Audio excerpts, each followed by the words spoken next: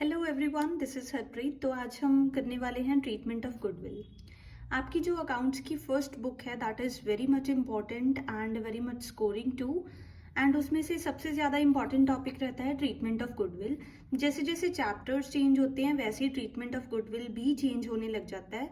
And बहुत सारे students को इसमें दिक्कत आती है कि चेंज इन प्रॉफिट शेयरिंग में ट्रीटमेंट ऑफ गुडविल कैसे करें, अगर कोई नया पार्टनर आ गया तो कैसे करें।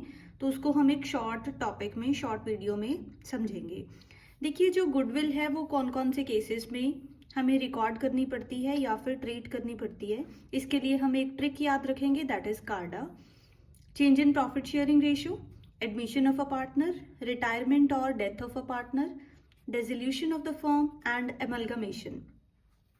तो आज हम करेंगे कि change in profit sharing ratio के केस में गुडविल को कैसे ट्रीट करते हैं।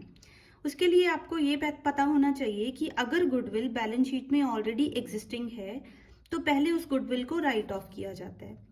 और आपको ये भी पता होना चाहिए कि जो गुडविल है that is an intangible asset. Goodwill एक इनटेंजिबल एसेट है, इसको हम फिक्टिशियस एसेट नहीं बोलते। इनटेंजिबल एसेट्स वो होती हैं that we can not seen, we can not touch, but they have value, तो उसको हम गुडविल को इनटेंजिबल एसेट कंसिडर करते हैं। फिक्टिशियस एसेट्स वो होती हैं जिनकी कोई वैल्यू नहीं होती, लेकिन गुडविल की वैल्यू होती है, तो इसीलिए हम इसे इंटेंजिबल एसेट में ट्रीट करेंगे। अगर ये इंटेंजिबल एसेट है तो हमें इसको राइट ऑफ भी करना पड़ेगा। तो इसके लिए हम एक छोटा सा एग्जाम्पल लेते हैं। फॉर एग्जाम्पल, दो पार्टनर्स हैं ए एंड बी जिनकी प्रॉफिट शेयरिंग रेशियो थी 3:2, और अब उन्होंने डिसाइड किया कि हम प्रॉफिट्स इक्वली शेयर करेंगे। तो अब इस केस में क्या हुआ, प्रॉफिट शेयरिंग रेशियो चेंज हो गई।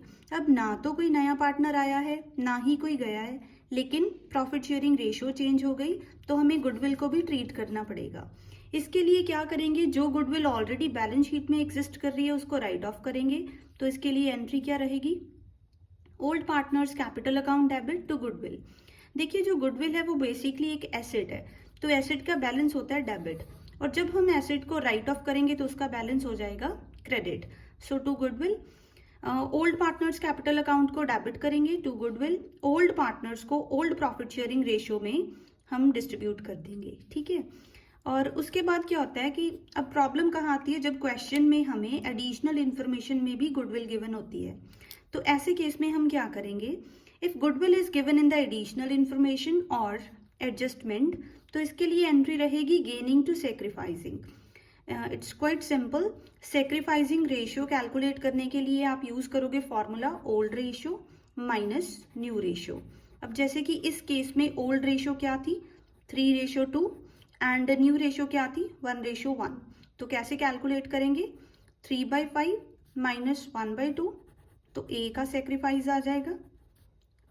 2/5 माइनस 1/2, तो बी का सेक्रीफाइस आ जाएगा। तो जो गेनिंग पार्टनर होगा उसको डेबिट करेंगे एंड सेक्रीफाइसिंग पार्टनर को क्रेडिट करेंगे। Let's take an illustration so that you can get more clarity with this.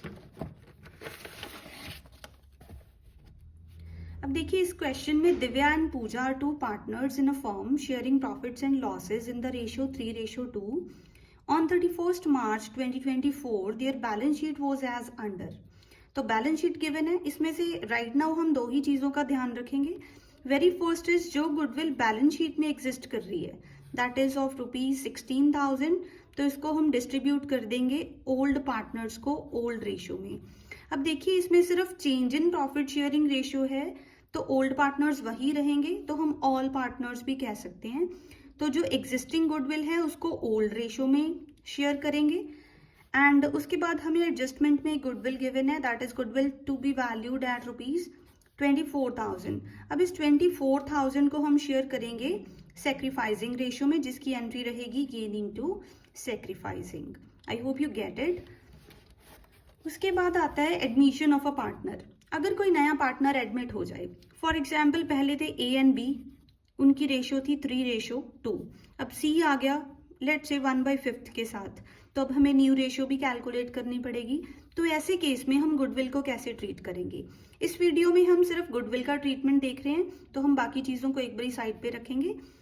तो जब भी कोई नया पार्टनर आएगा तो दो चीज़ें हो सकती हैं, या तो वो गुडविल को कैश में लेके आएगा या फिर वो गुडविल को नहीं लेके आएगा। अगर हमारे पास बैलेंस शीट में ऑलरेडी एग्जिस्टिंग गुडविल है तो उसको हम ओल्ड पार्टनर्स को ओल्ड रेशियो में डिस्ट्रीब्यूट कर देंगे, old partners in the old ratio. Okay, and जो नया पार्टनर आया उसकी दो ही चीजें हो सकती हैं, if the new partner brings his share of goodwill in cash और if he is unable to bring the goodwill in cash.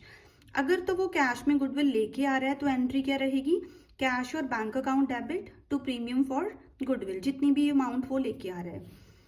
And अब इस प्रीमियम फॉर गुडविल को हम डिस्ट्रीब्यूट कर देंगे to the old partners. So entry क्या रहेगी, premium for goodwill account debit to old partners. अब देखिए जो नया पार्टनर है उसके आने की वजह से शायद किसी को सेक्रीफाइस हुआ हो और किसी को गेन, तो जो सेक्रीफाइसिंग पार्टनर है उसी को शेयर मिलेगा। Okay, so premium for goodwill account debit to old partners in the sacrificing ratio. उसके बाद आता है अगर वो जो नया पार्टनर आया है वो अपना शेयर ऑफ गुडविल कैश में नहीं लेके आया तो क्या एंट्री रहेगी।